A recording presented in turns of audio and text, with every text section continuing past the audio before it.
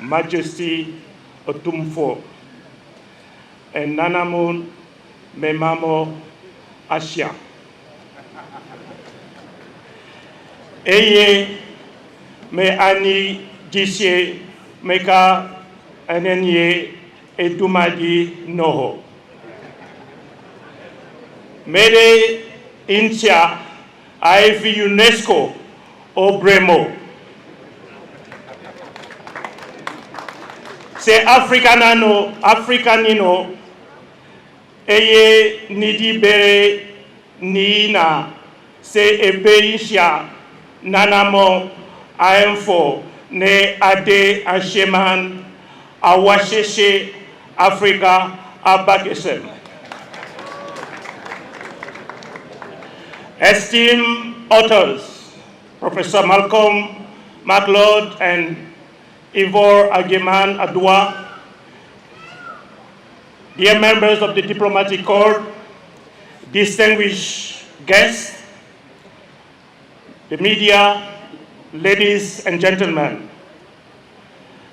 I congratulate His Royal Majesty Otumfuo'S Tututu for supporting the bold initiative to have the exhibition Homecoming, Adversity and Commemoration, and launch of 2 books, Images of Ghana by Prof. Malcolm MacLeod, and an History of Mania Palace Museum by Ivor Ageman Adwa.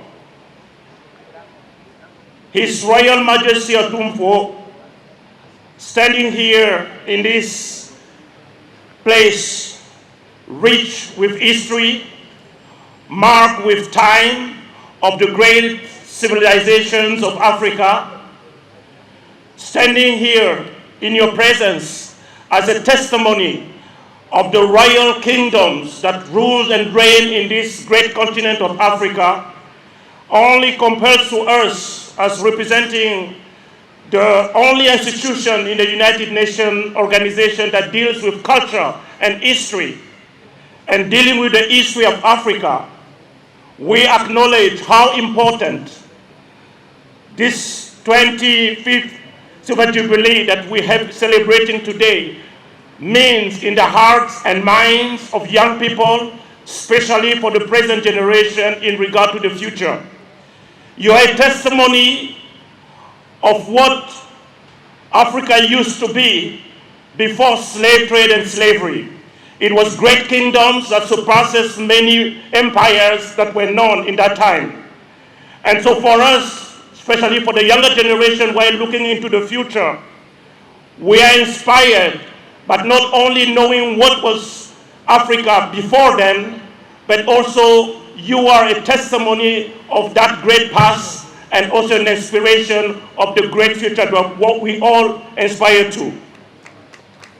So these books that tackle the issue of the complex nature of restitution in international global system and intellectual encounters between Asante Osei Bosun and British trader negotiator between and the implication of culture thereafter, as well as museum in Asante in the last 200 years respectively. I commend the 2 authors, as the chairperson of the moderator also highlighted, for throwing more light on Africa culture, history, and heritage. This is in line with the UNESCO General History of Africa project, which encouraging the narration of Africa history from an Afrocentric context that shows the contribution of Africa to global development and civilization.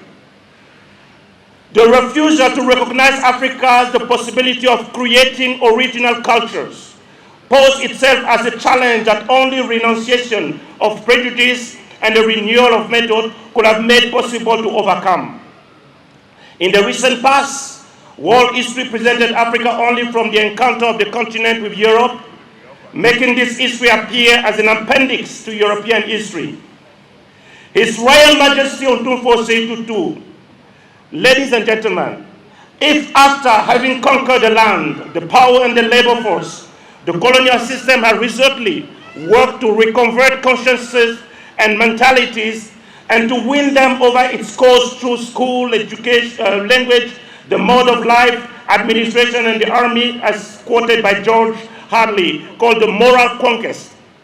It is because he knew that the strongest is never strong enough until he has reigned over minds, cultures, and consciences.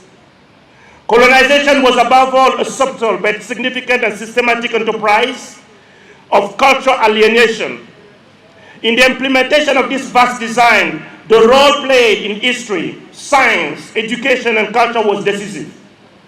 His Royal Majesty Otumfuo'S, this is why, as long as African history and education system have not been stripped down, rid of all the falsifications, distortions, and tendentious interpretation that they contain, it will never be able to reinvest in a new strategic vision and a chosen approach that require for its development and to achieve its optimal effectiveness.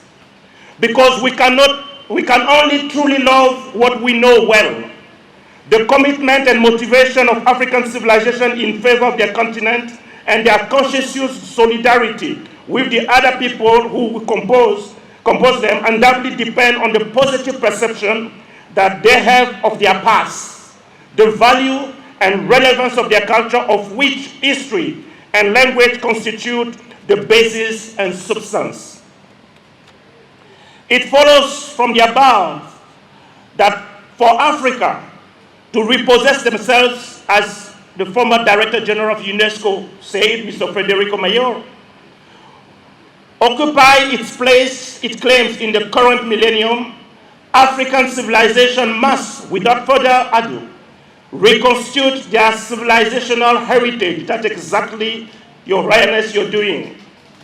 In all its authenticity, revisit it, make it discovered, make it known and loved, because it represents not only their irreplaceable contribution to the heritage of the universal, but also, above all, it is the nourishing sap from which the elites and all social strata must drink if they want to find the best answer to the challenges of the present and those of the future, on one hand, and on the other hand, the strength, vitality, and confidence necessary to participate in debates where the destiny of the world are sealed, as once said by Cheikh Professor.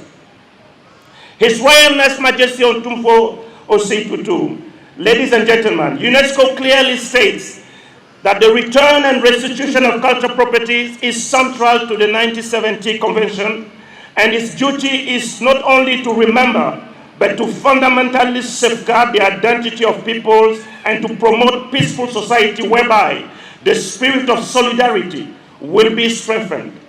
Thus, the 1970 Convention aligns with the Sustainable Development Goal defined by the United Nations 2030 Development Agenda. There are more to be identified and returned, as my predecessor have spoken, and return to Ghana and continue to push for their return. We may also look at and resolve internal challenges around cultural property taken during local wars or conflicts. I commend Ghana for its effort in championing the return, reparations, and restitution agenda for Africa and its diaspora. These cultural properties are more than just objects. They go to the heart of the identity of the community they were taken from. I hope the return of the current cultural property will encourage the Ghana team to pursue their objectives with renewed vigor, urgency to come up with a roadmap involving stakeholders such as customs, the police, artists, the civil societies, traditional authorities, academia, students, media, and the general public, but above all, under His Royalness guarding eyes. Policy documents such as the Culture Policy and the Multi-Stakeholders Heritage Strategic Framework of the Ghana Heritage Committee must also provide the necessary backing for the return, reparation, and restitution agenda.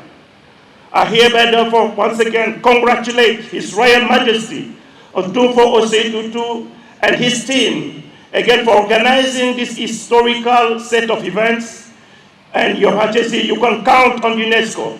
And I will make personal commitment that my stay in this blessed country will be to ensure that cultural development and social cohesion under your guiding eyes will meet successful endeavor in the years to come.